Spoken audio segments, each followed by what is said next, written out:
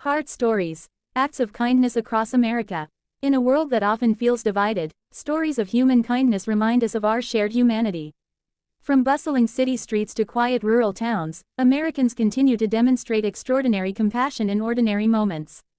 These are the stories that restore faith, inspire hope, and prove that kindness is alive and thriving across the United States. The café conversation. Sarah noticed him first, the way he sat alone at the outdoor table, checking his watch repeatedly. She was walking her newborn daughter Emma around the neighborhood, trying to get her to sleep, when she saw the dejection in his shoulders. Something about his posture reminded her of her brother during his darkest days. "Excuse me," she found herself saying, approaching his table. "Are you okay?" David looked up, startled. He'd been waiting for a job interview that had been cancelled at the last minute, another rejection in a string of disappointments since being laid off 6 months ago. He was about to brush off the stranger's concern when he saw genuine care in her eyes. "I've been better," he admitted. What followed was an hour-long conversation that changed both their lives. Sarah shared her own struggles as a new mother, feeling isolated and overwhelmed. David talked about his fears of not being able to provide for his family. By the time Emma had fallen asleep in her mother's arms, they'd exchanged contact information and David had a lead on a position at Sarah's husband's company. 6 months later, David got the job. Sarah had found a trusted friend and babysitter. Their families still meet at that same cafe every month, a tradition born from one stranger's willingness to ask if another was okay. The grocery store guardian angel.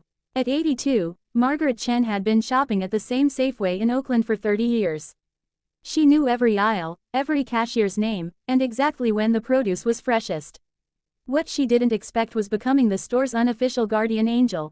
It started when she noticed a young father struggling to afford diapers and formula while his toddler tugged at his coat.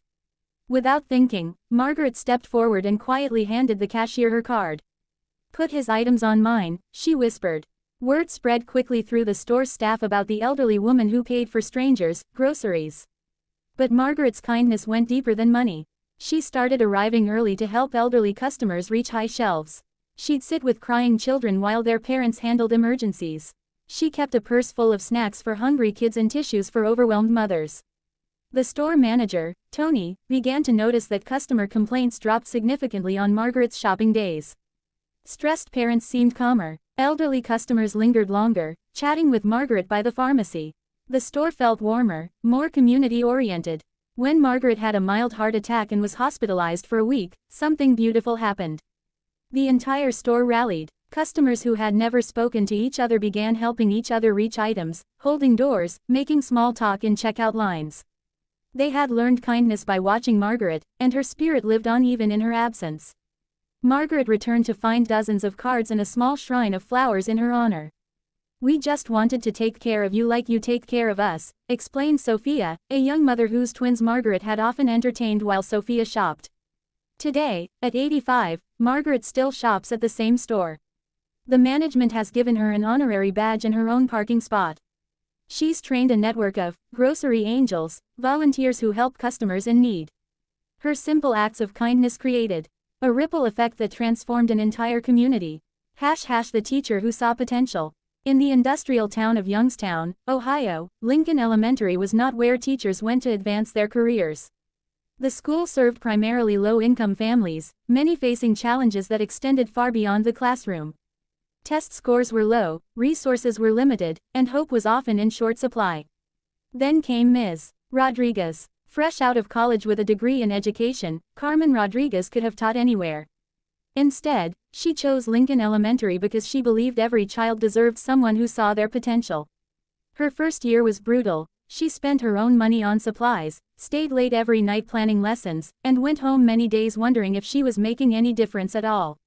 The breakthrough came with Jamal, a 4th grader who hadn't spoken in class for weeks after his father was deployed overseas.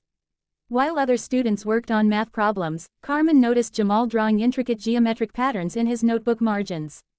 Instead of scolding him, she paused the lesson. "Jamal, can you show everyone what you're working on?" Hesitantly, he held up his notebook. Carmen gasped. The patterns were mathematical art, complex and beautiful. "Class, Jamal has discovered something amazing about geometry. Can you teach us about these patterns?" For the first time all year, Jamal smiled and began to speak.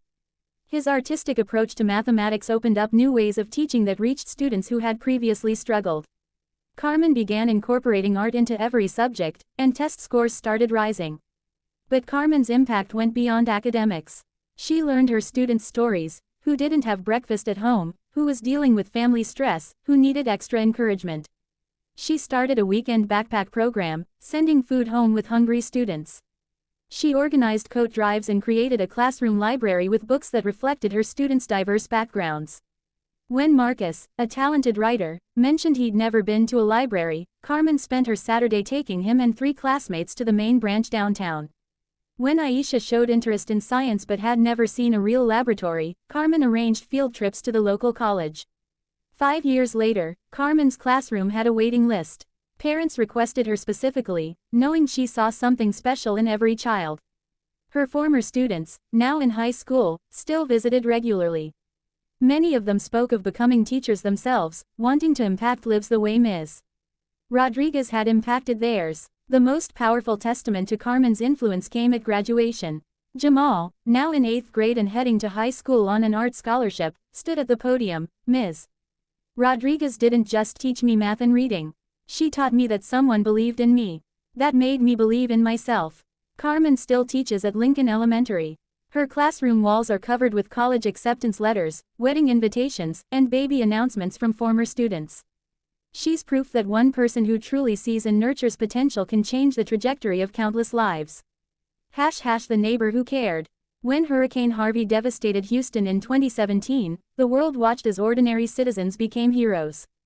But some of the most profound acts of kindness happened quietly, between neighbors who barely knew each other. Robert Martinez lived in a modest ranch house in northeast Houston. At 67, he was a retired mechanic who kept to himself, tending his small garden and fixing neighbors' cars when asked. He knew the family next door had young children but had never spoken to them beyond polite waves. As floodwaters began rising rapidly that Sunday night, Robert heard crying from next door.